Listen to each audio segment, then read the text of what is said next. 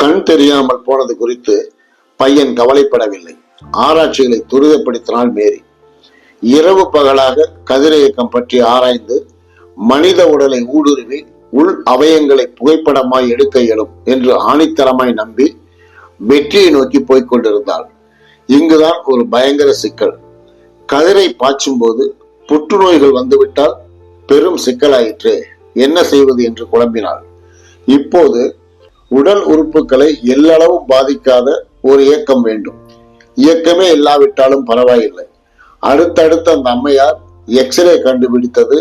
அவன் சிறு வயது எனினும் அவனையே மனம் முடித்ததை உலகம் புகழ்ந்தது. இது எல்லாம் சரி, நமக்கு வேண்டியது எக்ஸ்ரேயின் அடிப்படையே நம் வசிய கலைதான். அவன் கண் பார்வை இழந்தாலும் விட்டதை பிடிக்கும் முனைப்பில் ஈடுபட்டான். மற்ற குருடு போல் அவன் குருடு கருப்பல்ல, சிவந்த வெளிச்சம். ஆனால் பார்வை இல்லை. மருத்துவர்கள் தீவிரமாக ஆராய்ந்தும் பலனில்லை.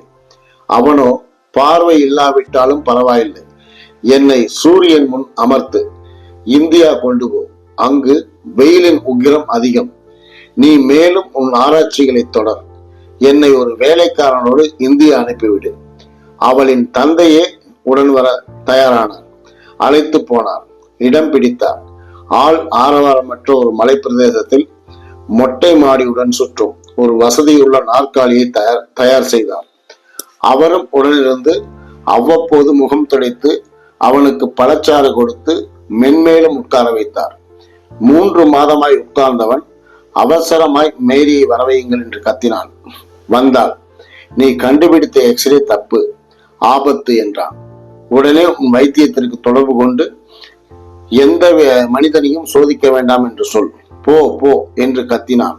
இப்படி அவன் உயிரோடு இருக்கும் காலம் வரை மேரிக்கு எதையாவது சொல்லிக் கொண்டே இருந்தான்.